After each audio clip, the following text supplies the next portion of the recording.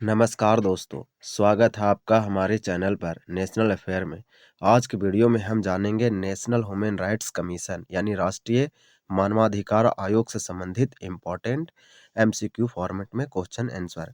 ये most important current affair है 2024 या 25 का। क्यों? क्योंकि हाल ही में राष्ट्रीय मानवाधिकार आयोग के न्यू अध्यक्ष यानी प्रेसिडेंट की नियुक्ति किया गया है। तो हम लोग राष्ट्रीय मानवाधिकार आयोग, जिसे हम लोग शॉर्ट में एनएचआरसी बोलते हैं, इससे संबंधित महत्वपूर्ण करंट अफेयर और स्टैटिक जीके एमसीक्यू फॉर्मेट में देखेंगे बाइलिंगुअल फॉर्म में। तो आपको इस वीडियो में अंत तक बने रहना है। तो आइए हम लोग जानते हैं राष्ट्रीय मानवाधिकार आयोग के और तथ्यों को करीब से। तो चलिए शुरू करते हैं। राष्ट्रीय मानवाधिकार मानव के अधिकार और संरक्षण के लिए काम करती है। यह एक राष्ट्रीय एजेंसी है। हम लोग क्वेश्चन नंबर फर्स्ट में दिया गया है कि हाल ही में राष्ट्रीय मानवाधिकार आयोग एनएचआरसी के नए अध्यक्ष के रूप में किसे नियुक्त किया गया। तो फर्स्ट का आंसर हो जाएगा सी, न्यायमूर्ति रामा सुब्रमण्यम। आंसर सी होगा, न्यायमूर्ति वी रामा सुब्रमण्यम को नेशनल ह्यूमन राइट्स कमीशन के चेयरपर्सन यानी प्रेसिडेंट को अपॉइंटमेंट किया गया है। प्रश्न संख्या 2, इसका आंसर हो जाएगा सी। क्वेश्चन नंबर हम लोग 2 देखेंगे और 2 में दिया गया है, आप देख पा रहे होंगे, एनएचआरसी के अध्यक्ष की नियुक्ति किसके द्वारा की जाती है। 2 का आंसर हो जाएगा बी, राष्ट्रपति। एनएचआरसी के जो चेयरपर्सन होते हैं वो हमारे देश के राष्ट्रपति यानी कि प्रेसिडेंट के द्वारा अपॉइंट किए जाते हैं। इसका आंसर भी हो जाएगा। क्वेश्चन नंबर 3 है और 3 में दिया गया है, राष्ट्रीय मानवाधिकार आयोग की स्थापना कब हुई थी।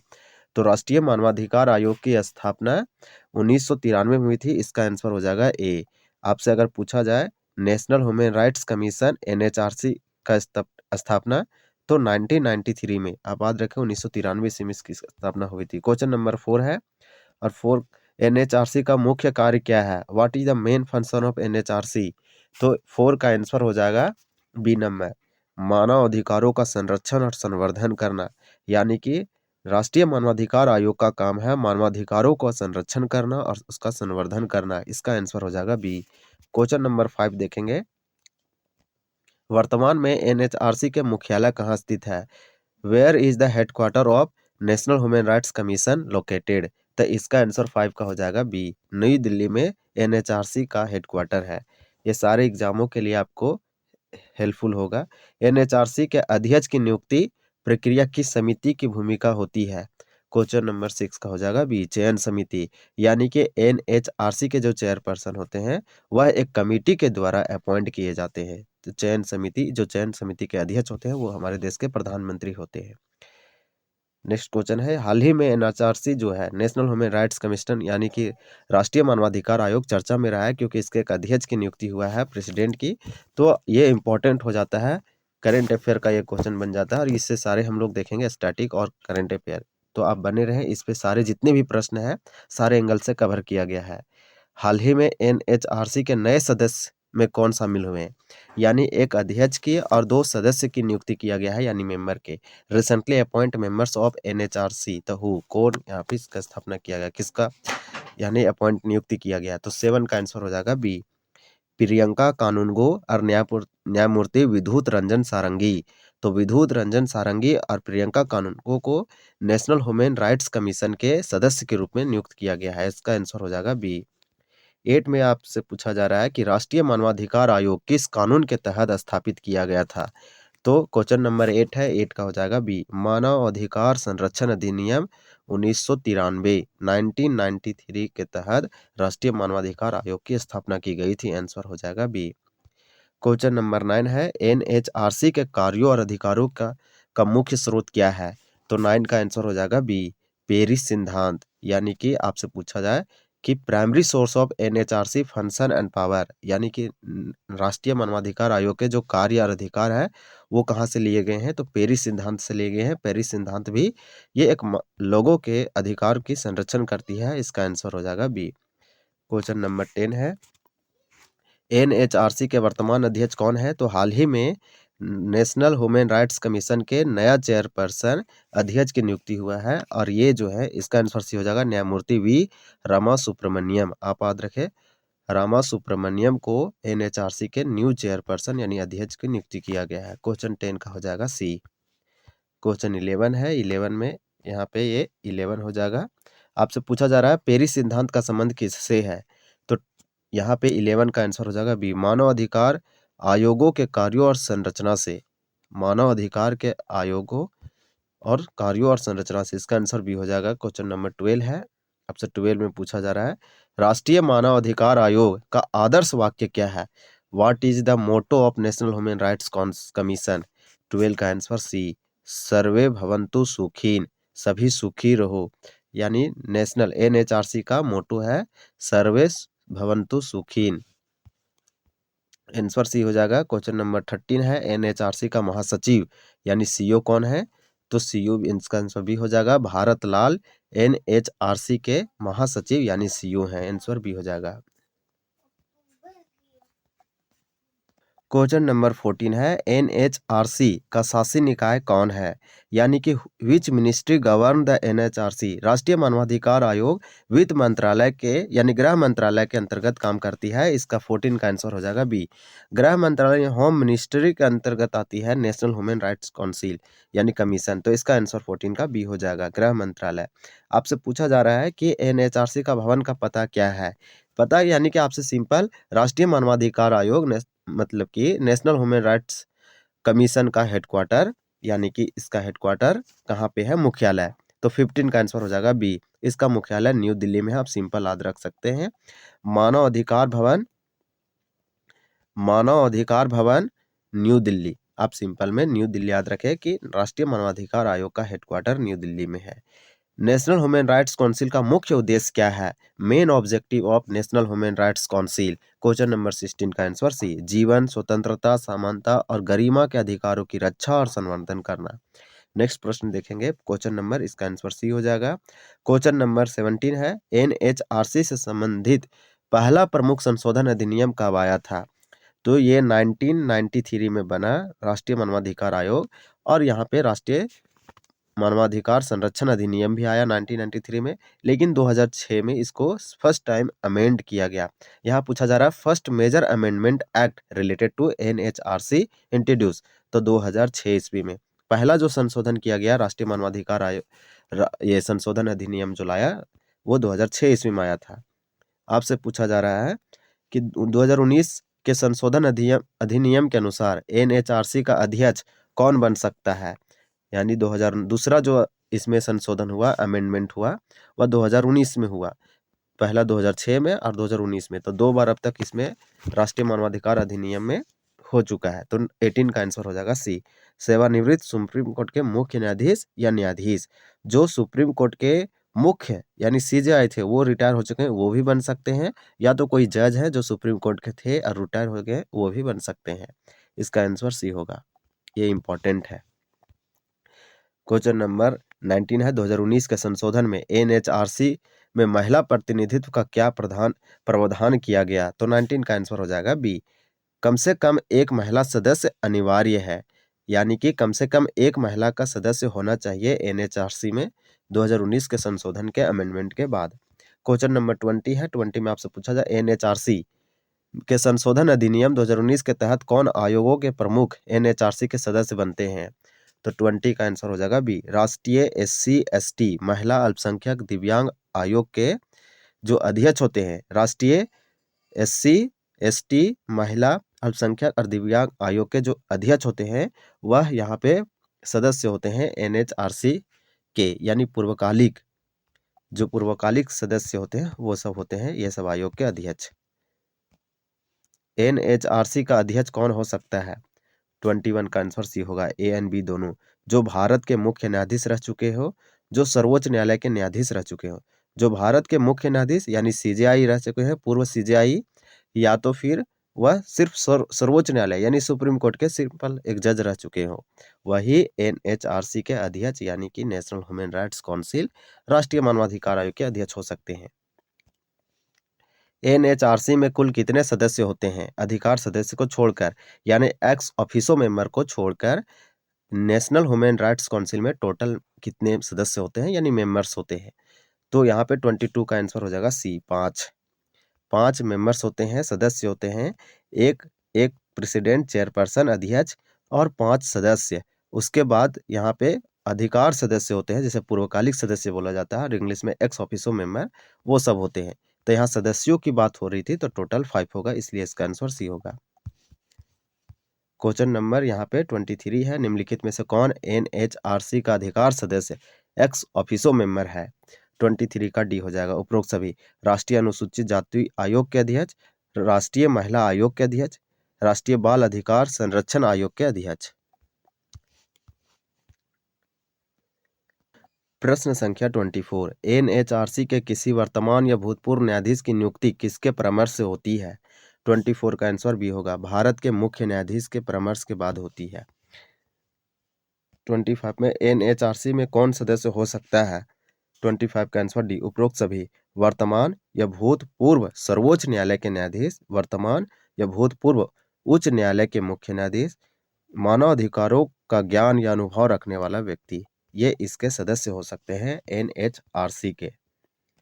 वर्तमान में एनएचआरसी के अध्यक्ष कौन है 2024 के अनुसार? तो ये 26 का आंसर बी हो जाएगा, न्यायमूर्ति V Rama Subramaniam national human rights council के चेयरपर्सन हैं। 27 में क्वेश्चन आपसे पूछा जा रहा है, राष्ट्रीय पिछड़ा वर्ग आयोग का अध्यक्ष एनएचआरसी में किस भूमिका में होता है? 27 का आंसर हो जाएगा 6, अधिकार सदस्य, पूर्वकालिक सदस्य जिसे एक्स ऑफिसो मेंबर बोला जाता है, वह राष्ट्रीय पिछड़ा वर्ग आयोग के अध्यक्ष वो एक्स ऑफिसो मेंबर होते हैं। एनएचआरसी का गठन किस कानून के तहत किया गया था? 28 का आंसर ये होगा, मानव अधिकार संरक्षण अधिनियम 1993। मानव अधिकार संरक्षण अधिनियम 1993 ईस्वी के तहत नेशनल ह्यूमन राइट्स काउंसिल यानी राष्ट्रीय मानवाधिकार आयोग की स्थापना किया गया था। क्वेश्चन नंबर देखेंगे नेक्स्ट, एनएचआरसी के अधिकार सदस्यों में कौन शामिल नहीं है? 29 का आंसर हो जाएगा सी, प्रधानमंत्री शामिल नहीं है। Who is not included in the x officio member of national human rights council, जबकि राष्ट्रीय महिला आयोग के अध्यक्ष शामिल होते हैं एक्स ऑफिसो मेंबर में। राष्ट्रीय अनुसूचित जनजाति आयोग के अध्यक्ष शामिल होते हैं और विकलांग व्यक्तियों के लिए मुख्य आयुक्त भी एक्स ऑफिसो मेंबर में शामिल होते हैं। एनएचआरसी के चयन समिति का अध्यक्ष कौन होते हैं? तो प्रधानमंत्री। 30 का आंसर सी हो जाएगा, जो एनएचआरसी के जो चेयरपर्सन के सिलेक्शन कमेटी होती है उसके प्रधानमंत्री होते हैं अध्यक्ष, प्रेसिडेंट चयन समिति के। आंसर सी हो जाएगा। चयन समिति में लोकसभा और राज्यसभा के विपक्ष के नेताओं की क्या भूमिका है? 31 का आंसर बी हो जाएगा, वे समिति के सदस्य होते हैं। एक चयन समिति होती है यानी एनएचआरसी के अध्यक्ष के नियुक्ति के लिए एक चयन समिति होती है, उसमें प्रधानमंत्री भी होते हैं और राज्यसभा के विपक्ष के नेता, लोकसभा के विपक्ष के नेता होते हैं, इसलिए यह समिति में सदस्य होते हैं। एनएचआरसी के चयन समिति में कुल कितने सदस्य होते हैं? तो 32 का आंसर सी, 6। एनएचआरसी के चयन समिति में कुल कितने सदस्य होते हैं? 6। How many members are the NHRC selection committee में? टोटल 6 मेंबर होते हैं, आंसर होगा 6। आपसे पूछा जा रहा है एनएचआरसी की नियुक्ति प्रक्रिया का मुख्य उद्देश्य क्या है? What is the main objective of the NHRC appointment process? 33 का आंसर ए हो जाएगा, आयोग की स्वतंत्रता और निष्पक्षता सुनिश्चित करना।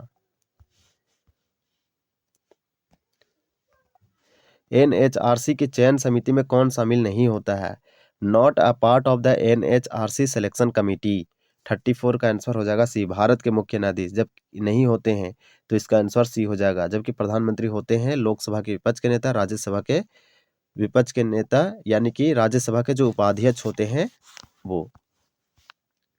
आपसे पूछा जा रहा है 35, एनएचआरसी के अध्यक्ष और सदस्यों की नियुक्ति में कौन कौन से प्रावधान लागू होते हैं? तो 35 का आंसर हो जाएगा बी, धारा 2, 3, 4। आप याद रखें कि धारा 2, 3 और 4 यहाँ पे अपॉइंट करने में हेल्प करती है एनएचआरसी के चेयरपर्सन के और सदस्य के, यानी सदस्य और अध्यक्षों की नियुक्ति के लिए धारा 2, 3 और 4 हमें बताती है कि राष्ट्रीय मानवाधिकार आयोग के सदस्य और अध्यक्ष की नियुक्ति करना है। राज्य मानवाधिकार आयोग के गठन का प्रावधान किस अधिनियम में है? तो 36 का आंसर भी होगा, मानव अधिकार संरक्षण अधिनियम 1993 ईस्वी में ये बताया गया है कि हर राज्य भारत का एक राज्य मानवाधिकार आयोग की स्थापना कर सकता है। क्वेश्चन नंबर 37 है, एसएचआरसी का मुख्य उद्देश्य क्या है? स्टेट ह्यूमन राइट्स काउंसिल का मुख्य उद्देश्य, प्राइमरी ऑब्जेक्टिव क्या है, आपसे पूछा जा रहा है। इसका आंसर ये हो जाएगा, राज्य स्तर पर मानवाधिकार के संरक्षण और संवर्धन के लिए कार्य करना। इसलिए राज्य स्तर पर SHRC की स्थापना की जाती है। SHRC का अध्यक्ष कौन हो सकता है? तो 38 का आंसर ये होगा, हाई कोर्ट के मुख्य न्यायाधीश या फिर न्यायाधीश। हाई कोर्ट कहने का मतलब उच्च न्यायालय के मुख्य न्यायाधीश और न्यायाधीश। आपसे क्वेश्चन नंबर पूछा जा रहा है, SHRC में अधिकतम कितने सदस्य हो सकते हैं? तो 39 का आंसर भी होगा 3। यानी what is the maximum number of members in a SHRC? तो 3। नेक्स्ट प्रश्न देखेंगे, यहाँ पे दिया गया है, यहाँ पे आप देख पा रहे होंगे, टोटल 3 सदस्य होते हैं, एक अध्यक्ष और 2 सदस्य। तो एक अध्यक्ष, प्रेसिडेंट और 2 मेंबर्स, कुल मिला के 3 होते हैं राज्य मानवाधिकार आयोग में। राज्य मानवाधिकार आयोग के सदस्य किन क्षेत्रों में अनुभव रखते होने चाहिए? तो 40 का आंसर भी हो जाएगा, मानव अधिकारों के क्षेत्र में ज्ञान या अनुभव होना चाहिए, वही इसके सदस्य हो सकते हैं। SHRC किस प्रकार की सिफारिशें देता है? तो 41 का आंसर भी हो जाएगा, मानव अधिकारों के उल्लंघन की रोकथाम के लिए। नेक्स्ट प्रश्न देखेंगे 42, वर्तमान में कितने राज्यों में SHRC गठित किए गए हैं? यानी राज्य मानवाधिकार आयोग भारत के कितने राज्यों में अभी टोटल है? 42 का आंसर सी होगा, 25। यानी भारत के 25 राज्यों में राज्य मानवाधिकार आयोग की स्थापना की जा चुकी है अब तक, टोटल 25 होगा। राज्य मानवाधिकार आयोग के कार्यों में क्या शामिल नहीं है? तो इसमें फंक्शन नहीं है SHRC का, आपको बताना इनमें से कौन सा उसका कार्य नहीं है राज्य मानवाधिकार आयोग का। 43 का आंसर हो जाएगा सी, केंद्र सरकार की योजनाओं की निगरानी करना नहीं है, इसलिए इसका आंसर सी हो जाएगा। जबकि मानव अधिकारों के उल्लंघन की जांच करना, राज्य स्तर पर मानव अधिकार जागरूकता को बढ़ावा देना, उपायुक्त सिफारिशें देना, तो ये सब है। लेकिन यहाँ केंद्र सरकार की योजनाओं की निगरानी नहीं करना, ये इसमें शामिल नहीं है।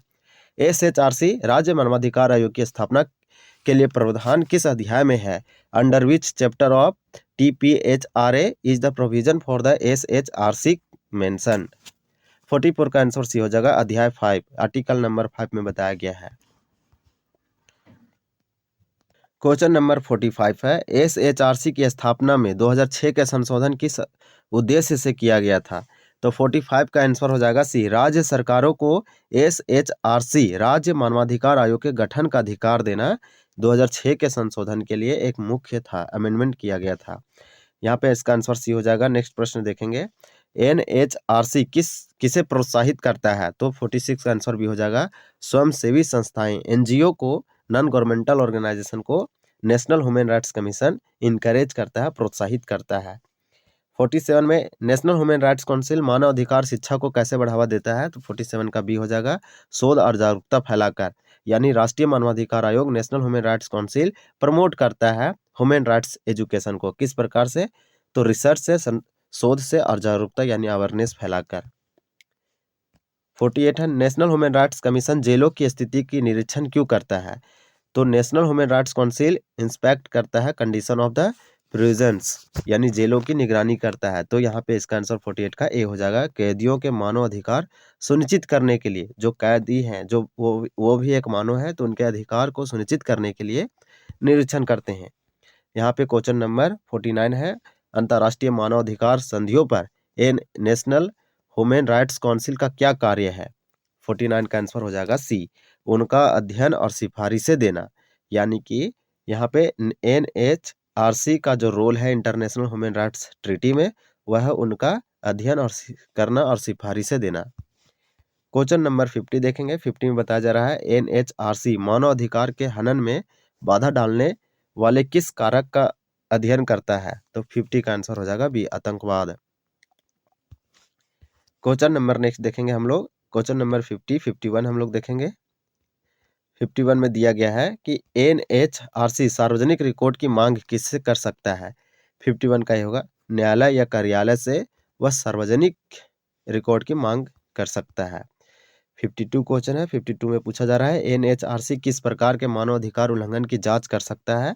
52 का आंसर भी होगा, सरकारी अधिकारियों और लोक सेवकों द्वारा वह किसी भी मानव अधिकार उल्लंघनों की जांच कर सकता है इसके हेल्प से, तो इसका आंसर भी हो जाएगा। तो टोटल हम लोग प्रश्न देखें कि 42 था, इसका आंसर भी होगा। टोटल प्रश्न की संख्या 52 था। ये राष्ट्रीय मानवाधिकार आयोग से संबंधित सारे प्रश्न थे, सारे एंगल से कवर किया गया था। ये यूपीएससी हो या स्टेट पीसीएस हो, सारे इंपॉर्टेंट प्रश्न है, प्रीवियस ईयर क्वेश्चन है। तो आप इसको जरूर देखें, 1 से 2 बार, और एग्जाम से पहले इसको जरूर देखें।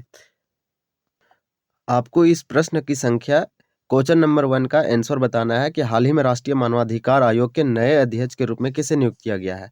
ऑप्शन दिया गया है ए, बी, सी एंड डी। आप कमेंट करके जरूर बताएं। अगर आपको यह जानकारी पसंद आई हो तो वीडियो को लाइक शेयर करना ना भूलें, चैनल को सब्सक्राइब करें और बेल आइकन दबाएं ताकि आप हमारे आने वाले वीडियो मिस ना करें। मिलते हैं अगले वीडियो में, तब तक के लिए धन्यवाद। जय हिंद।